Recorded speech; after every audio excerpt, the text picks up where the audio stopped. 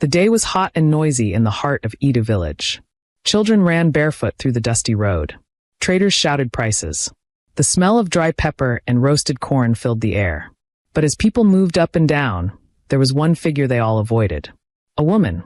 She sat alone near the refuse ground. Her clothes were torn and stuck to her body like second skin. Her hair stood wild and rough, tangled with dust and dry leaves. Her face was darkened with dirt, and her eyes were lost, staring into something far away that no one else could see. "Mama, go slow," children shouted as they passed. "Which?" some women hissed while holding their skirts and crossing the road. A man selling oranges shook his head. "She's been mad for years. Nobody knows where she came from. Just sits there like a shadow." But still she sat there. Unbothered. Uncared for. Unwanted. No one knew her name. No one wanted to know. Until that day. A black car entered the village slowly, the tires lifting small clouds of dust. The people looked up with surprise. That kind of car didn't come here often. It stopped near the market square. Out came a man, tall, fine, and dressed simply in white trousers and a light shirt. No chains. No sunglasses. Just calmness.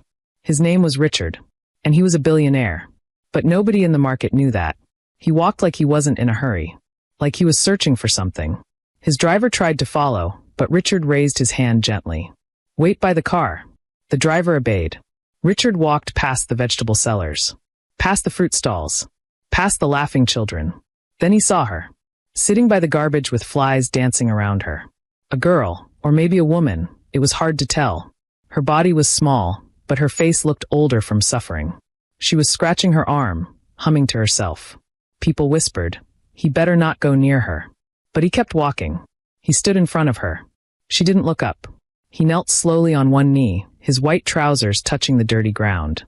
Still, she didn't raise her head. He reached into his pocket and brought out a bottle of cold water. "Here," he said softly. No reply. She kept humming. He placed the bottle beside her, then removed a small bread roll wrapped in nylon. She turned her head slightly, and for the first time, their eyes met. Her face changed. She stared at him, not like he was a man, but like he was a stranger from another world. Her eyes softened, but her lips didn't move. Richard smiled. Not a wide smile. A quiet one. The kind of smile that sees pain and doesn't run. He didn't ask questions. He didn't talk too much. He just sat with her. For almost 30 minutes. No one dared go close. When he stood to leave, she picked up the bread carefully, like it was the first gift she had received in years. She didn't say thank you. She just looked at him as he walked away.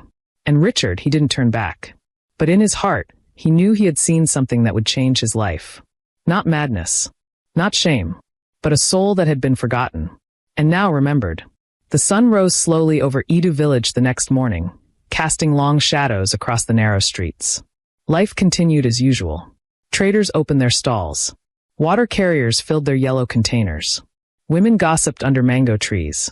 Children chased each other through the sand. And she was still there, sitting in the same spot, near the broken gutter where flies gathered and mosquitoes buzzed. Her arms were wrapped around her knees. Her hair, stiff and untouched, had not changed. Her eyes, though clearer than yesterday, still looked far away. But something small had changed. She had kept the nylon from the bread, folded it carefully, hidden it under her wrapper, because it had come from someone who didn't throw it at her. That morning, Richard stood by the window of his city apartment. He held a cup of tea he didn't drink. His mind was in Edu. He had barely slept. He had dreamed of her face, the sadness in her eyes, the silence in her body, the broken way she held that bread. He didn't even know her name. But something in him was drawn back to her. Not out of pity, not curiosity, but a quiet voice inside him whispering, "Go again." By noon, he was back in the village. Same car. Same simple clothes. Same slow walk through the market. People noticed him again. Some whispered. Some laughed. "Rich man day come see Madwoman again, oh," a trader said. "Maybe na deliverance he want do," someone else added. But Richard heard none of them.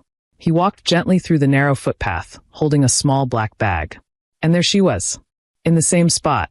She looked up as he came closer. Their eyes met again. He smiled. She blinked. This time, he didn't kneel. He sat beside her. Just like that, on the dirty ground, without fear or shame. She turned her face away at first. But he placed the black bag beside her and slowly opened it. Inside were things. A small bottle of antiseptic, cotton wool, 2 fresh wrappers, and a stainless food flask. He brought out the flask, opened it, and the smell of warm rice and vegetables filled the air. Her nostrils flared. She looked at it, but she didn't reach for it. Instead, she looked at him, as if asking why. He placed the flask gently on her lap and said softly, "I came back." Still, she said nothing. But her hands moved. She opened the flask slowly, like someone afraid it would disappear. She took a spoon, shaking slightly. She ate. 1 bite. Then another. Then tears came. She tried to wipe them with her elbow, ashamed. Richard brought out a clean white handkerchief. She didn't take it. He wiped her cheek gently. For a moment, the street disappeared. The noise faded. It was just them. 2 people sitting on the ground. One broken. One listening. After the food, he looked at her and asked, "What's your name?" She looked down. Silence. Then quietly, almost like a prayer, she whispered, "My name is Grace." Richard breathed in slowly, holding that name like something fragile. "Grace," he repeated. She didn't look up. But she had spoken. And that was enough. That evening, when Richard returned to the city, he didn't feel tired. He felt full, like something small and precious had been placed in his hands. He sat at his table, opened his diary, and wrote just 3 words. Her name is Grace. For the next few days, Richard could think of nothing else. He sat in meetings with business partners, but his mind wandered. He listened to presentations and forgot what was said. He looked out the window of his office and saw her face, dusty, tear-stained, and brave. Her name was Grace. It echoed in his heart like music. He didn't know why he felt so connected to her. Maybe it was her silence. Maybe it was the way she looked at him, as if he was the first person who didn't look away. Maybe it was the quiet pain he saw in her eyes, pain that asked for nothing, yet told everything. Whatever it was, he couldn't ignore it. So he went back. This time, he didn't come with food alone. He came with help. A kind nurse named Auntie Miriam, who ran a small clinic nearby. She was tall and round-faced, with a voice that calmed the soul. Richard had visited her clinic the day before. "I want you to meet someone," he had told her. "She needs help, but she doesn't trust people." Auntie Miriam agreed to come. So together, they arrived at Grace's usual spot, by the drainage, under the neem tree, where flies buzzed around stale water. Grace was there, sitting in the same posture, her eyes tired. She looked up and saw Richard. And then she saw the woman. Her body tensed. She tried to stand up. But Richard stepped forward and knelt. "Don't be afraid," he said gently. "She's a good person. I brought her for you." Auntie Miriam knelt too, without shame, right there in her clean uniform on the dirty ground. "Hello, my daughter," she said warmly. "I'm just here to help. No needles. No hospital. Just help." Grace didn't run. She didn't speak. But she sat back down. That was her way of saying yes. That afternoon, something beautiful happened. With water fetched from the nearby well, Auntie Miriam carefully washed Grace's hands and feet. Richard brought a basin and soap. Grace trembled at first, like she wasn't sure if she was being punished or praised. But they were gentle. They spoke softly. They used warm water. Then they unwrapped a clean pink wrapper and draped it over her shoulders. For the first time in many years, Grace was covered with something fresh. She sat quietly, clutching the wrapper around herself. Her lips moved, but no sound came out. It looked like she was praying, maybe thanking God, maybe wondering why this was happening. That evening, Richard didn't go back to the city. He stayed in the village. He booked a guest room at the only decent inn in Edu. It had weak electricity and a shaky fan, but he didn't mind. He stood by the window, watching the stars. The nurse had promised to check on Grace daily. Richard had asked the clinic to prepare a room just for her. A clean bed, a bathroom, nothing too strange, nothing too scary. A place where healing could begin. Before he slept, he sent one message to his younger brother in the city. "I found something. Or rather someone." The reply came quickly. "Hope it's not that mad girl people are gossiping about." Richard smiled and put his phone away. Let them say what they wanted. He knew what he saw. Her name was Grace. And he had decided she deserved to live like it. A soft rain began to fall the next morning. It wasn't loud. It came gently, washing the dust from the trees and cooling the hot earth. Birds sang again, and smoke rose quietly from village kitchens. Richard stood under the small porch of the clinic, watching the rain as it fell on the narrow path. His hands were in his pockets. His face was calm, but his heart was heavy with thoughts. Inside the clinic, in a small private room, Grace lay on a clean bed. For the first time in years, she had a roof over her head. No cold floor. No crawling insects. Just warmth. Clean sheets. And silence that didn't feel lonely. The room had been painted light blue. The color Auntie Miriam said helped calm the mind. A soft curtain hung by the window. A table stood beside the bed with a cup of warm water and a small mirror. Grace lay still, staring at the ceiling. Her fingers clutched the edge of the blanket. She blinked slowly, like someone who couldn't believe where she was. She wasn't used to comfort. She wasn't used to kindness. Even when people gave her something in the past, it was out of pity. But this felt different. It wasn't rushed. It wasn't loud. It was gentle. And that scared her more than the street ever did. Richard didn't enter the room immediately. He waited. Auntie Miriam came out, wiping her hands on a cloth. "She's calm," she said. "No screams. No fear. But she doesn't talk much yet." "She doesn't need to," Richard replied. "She said more with her silence than most people ever say with words." Auntie Miriam looked at him for a long moment. "You love her, don't you?" Richard didn't answer immediately. Then he said quietly, "I don't know what to call it, but I know that when I'm near her, I feel like I've found something I didn't know I was searching for." The nurse smiled. "Then don't stop. Healing is slow, but love is slower. Let them grow together." By the third day, Grace began to speak in small whispers. One sentence in the morning. 2 words in the afternoon. At night, she asked for water on her own. Richard visited every evening. He never came empty-handed. Sometimes with a storybook. Sometimes with boiled yam and red oil, her favorite. Sometimes he came just to sit by the window and listen to her breathe. He didn't ask about her past. He didn't force her to remember. He just stayed. And Grace, little by little, stopped looking away when he entered the room. She started looking at him. Sometimes with wonder. Sometimes with fear. But she looked. And that was something. Outside the village, word began to spread. "That rich man is still with the mad girl." They said he bathed her. Carried her like a baby. Some laughed. Some hissed. "Madness is catching," they said. Even Richard's friends from the city began to send him strange messages.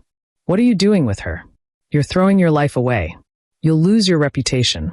But Richard had stopped replying. He didn't owe anyone an explanation. He saw what they didn't see. He saw the girl who, when no one watched, knelt by her bed and whispered, "Thank you, God." He saw the girl who flinched at loud sounds but smiled at birds singing. He saw the girl who had every reason to hate the world, yet still found strength to be kind to the nurses. He saw Grace. And in her, he found grace. One evening, as the sun set, Grace sat on a chair outside the clinic. Her face was cleaner now. Her hair, freshly washed, was tied in a soft scarf. She wore a plain blue gown that made her look like any other village girl. Richard came and sat beside her. They didn't speak at first. Then she turned slowly. "Why are you still here?" she asked. He looked at her. "I'm still here," he said, "because I see a future with you, even if no one else does." Her lips trembled. And that night, for the first time, she smiled. Not the broken smile of a mad girl, but the shy smile of a woman being loved back to life. A new season had come. The rains had stopped. The air smelled of fresh leaves and clean earth. In the mornings, women swept their compounds while birds whistled on rooftops. And Grace was changing. Not loudly, not quickly, but beautifully. She now helped in the clinic, folding clean wrappers, arranging medicine shelves, and wiping benches with a soft cloth. Her steps were still quiet, her head often low, but there was light in her eyes. A patient once asked, "Who is that fine nurse?" And Auntie Miriam smiled. "She's not a nurse yet, but she will be something greater than that." One Sunday afternoon, Richard sat with Grace under a mango tree behind the clinic. The wind danced with the leaves. Laughter from children echoed faintly in the background. Grace was barefoot, her feet playing with the dry grass. Richard leaned forward. "Do you want to leave this place?" he asked gently. She looked up, surprised. "Why?" "Because I want you to live with me." She blinked. "In your world?" He smiled. "It's not a world if you're not in it." Grace was silent for a long time. Then she asked, "What if I forget how to be strong? What if people laugh?" "They will," Richard said. "But let them. I will be your strength until you find your own." She looked at him. Tears filled her eyes again. But this time they were soft tears, tears of wonder, not pain. She nodded. And just like that, her journey into his world began. But his world was not ready. When Richard took Grace to the city, everything changed. At the gate of his family's mansion, the guards froze. The housekeeper, seeing Grace step out of the car, gasped. "Sir, is she the one?" Richard nodded proudly. "She's my wife-to-be." The woman's lips tightened. She bowed slightly, but her eyes were full of insult. Inside, Richard's father stood waiting in the living room, dressed in white, cane in hand, face hard as stone. Richard greeted him respectfully, but the old man didn't respond. Instead, he looked at Grace, from head to toe, then turned to Richard. "You have dragged shame into my house." "She is not shame," Richard replied calmly. "She is strength." "Strength?" His father scoffed. "I trained you in the best schools, built you a name, gave you power, and this is how you repay me." "She saved me," Richard said. "Not with money, not with words, but with her presence." "She was a mad woman. She was unloved," Richard said. "There's a difference." His mother came in, holding her chest like she couldn't breathe. "Richard, are you trying to kill me?" His brother laughed loudly from the hallway. "Maybe he's under a spell."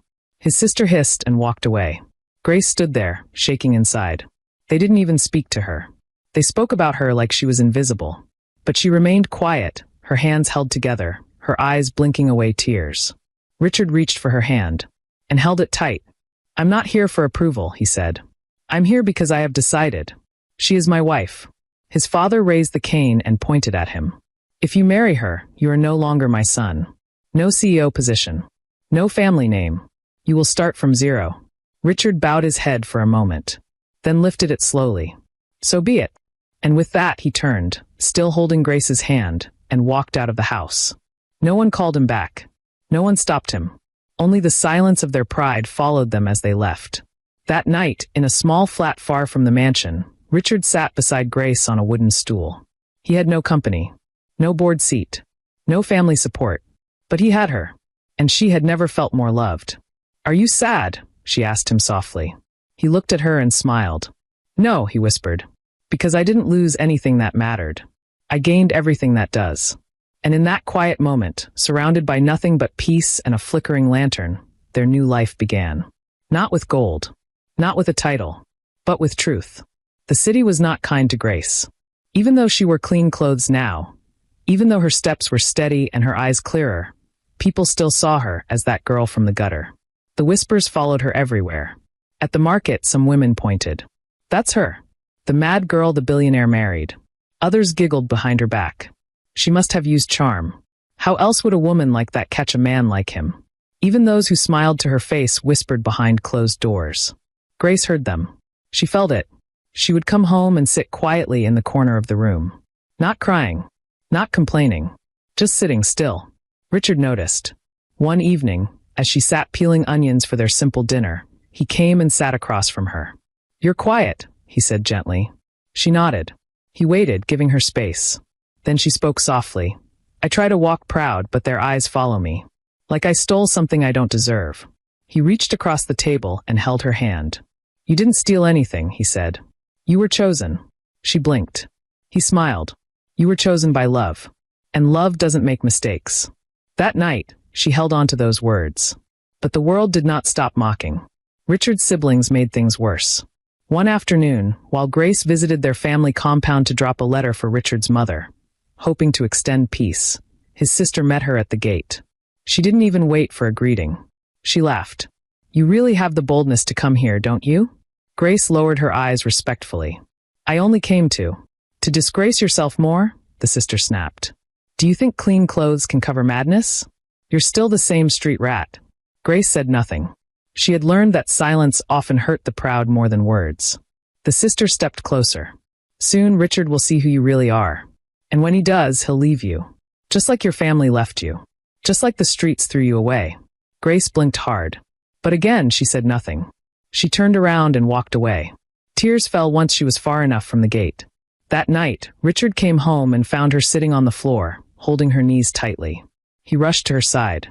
"What happened?" She didn't speak. But he saw the pain in her eyes. He knew. He pulled her close. "I told you," he whispered. "They will try to break you because they can't understand you. But they didn't choose you. I did." She nodded slowly. Then she said something that made his chest tighten. Will you always choose me? He looked into her eyes. Even in another life, Grace. I'd find you again. And I'd choose you again. But it wasn't just words. Richard showed his love in actions. He found her a small fashion school. Not one of those crowded institutions, but a quiet, respectable center owned by a retired tailor who loved to teach. Grace went for lessons 3 times a week. She learned slowly. But she learned well. Her hands were gentle. Her stitching careful. Her creativity began to bloom.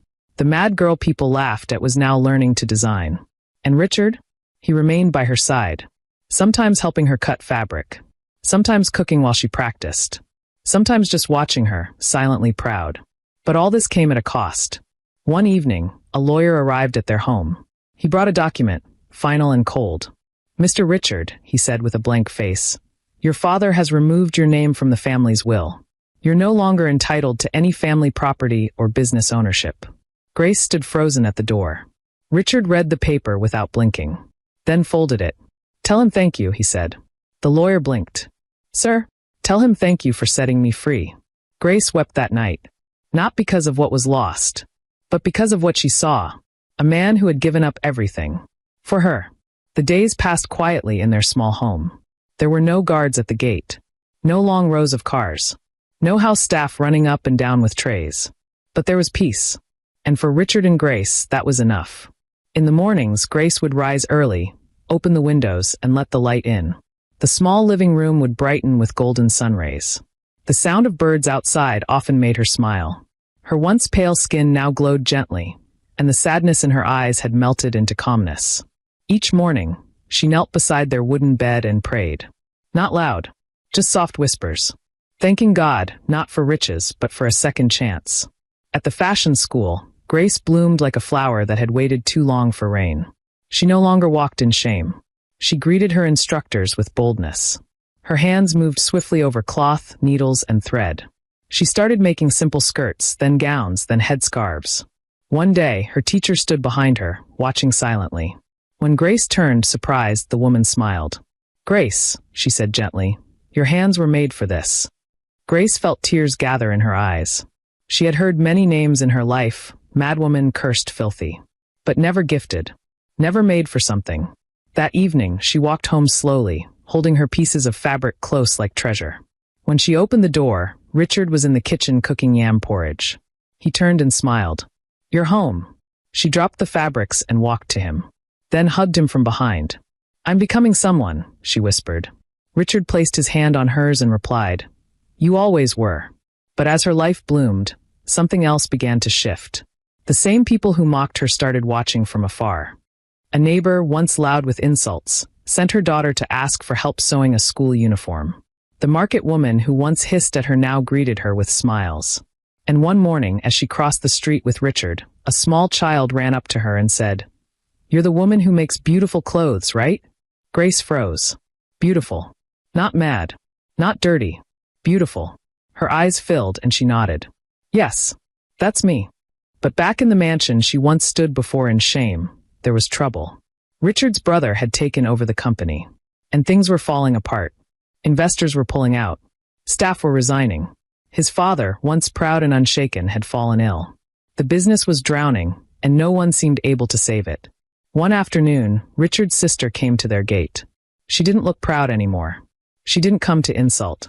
She came with her head low, her eyes full of tears. Grace saw her through the window and paused. Richard came out. They stood face to face. I'm sorry, his sister whispered. He looked at her, but didn't say a word. She turned slowly to Grace, who had stepped onto the veranda. Her voice shook. I said terrible things. I mocked you. I treated you worse than an animal. And now I need help. Grace's eyes didn't show pride. They showed peace. What kind of help? She asked softly. The sister swallowed. Dad is sick. The company, it's almost gone. We need Richard. We need you. For a long time, no one spoke. Then Grace nodded. Wait here, she said quietly. She went inside and returned moments later with a small chair. She placed it under the tree near their compound gate. You can sit, she said. Healing starts with humility. That evening, Grace sat with Richard by the fire. He stirred the pot gently, while she folded fabric on her lap. Your sister came today, she said. He nodded. I saw her. She's hurting. I know. Grace paused, then looked at him. What do you want to do? Richard stirred once more, then replied softly, I want to do what love would do. It was a Sunday morning when Richard received the letter. It came in a brown envelope, no stamps, no official seal. Just one sentence written on the front in shaky ink. Please come. Inside was a short note. It was from his father, the man who once cursed him, the man who once said, You're no longer my son. Now he was calling him. Richard read it twice, then sat quietly by the window thinking. Grace came beside him, drying her hands with a cloth. What is it? She asked softly. He gave her the letter. She read it slowly, then looked up. Will you go? Richard didn't answer yet. He turned to her and said, I won't go unless you come with me. Grace froze. Her fingers tightened around the cloth. She had not stepped into that compound since the day they mocked her. Since the day they laughed like she was less than nothing. But now they were the ones calling. And she was no longer the girl they left by the gutter. She was a woman, a wife, a designer, and a healer. She folded the cloth and nodded. Let's go. When they arrived at the family mansion, the compound was quiet. The flowers were still trimmed. The house was still wide. But something felt smaller. The pride that once filled the walls was gone. Richard's brother opened the door. He looked thinner. His shoulders no longer stood high. Come in, he said, avoiding Grace's eyes. They walked into the same living room where shame had once been thrown like stones. Now it was silence that filled the air. Richard's mother came out slowly, wiping her tears. She walked past her son and knelt in front of Grace. Not in a dramatic way, but with quiet honesty. I judged you wrongly, she said, her voice shaking. I mocked what I didn't understand. Please forgive me. Grace stood still. She had dreamt of this day before. But not like this. Not with her heart calm. Not with tears of peace in her own eyes. Richard helped his mother up gently. Then his father was brought out on a wheelchair. He was weaker now, his eyes dimmer. But when he saw Richard, they lit up a little. He tried to speak, but his voice cracked. So he stretched out his hand. Richard stepped forward and took it. His father pulled his hand slowly toward Grace. And with a soft breath, he placed both of their hands together. No words, just that small gesture. And that was enough. The company didn't need paperwork to be saved. It needed wisdom. It needed grace. And Richard had both. He returned, not as a servant to the family name, but as a man who had built something stronger on his own. Grace stood by his side in every meeting, every decision. Together, they brought the company back to life. And this time, it was built on respect, not pride. 1 year later, at a company event, the crowd rose in applause. Not for Richard, but for Grace. She was being honored for her charity foundation, the Grace Initiative, which helped women from the street find shelter, healing, and skill. She walked to the stage slowly. No designer gown. No makeup artist. Just a soft sky blue dress she made with her own hands. She stood before the microphone and smiled. My name is Grace, she began. I was once mocked, forgotten, and called mad. But someone looked at me and saw more. Someone believed I was still worth loving. She turned to Richard, sitting in the front row. And because of that love, I found myself again. When they returned home that evening, Richard kissed her forehead and said, You're no longer just my Grace. You're the world's Grace now. She laughed gently and replied, But I'll always be yours first.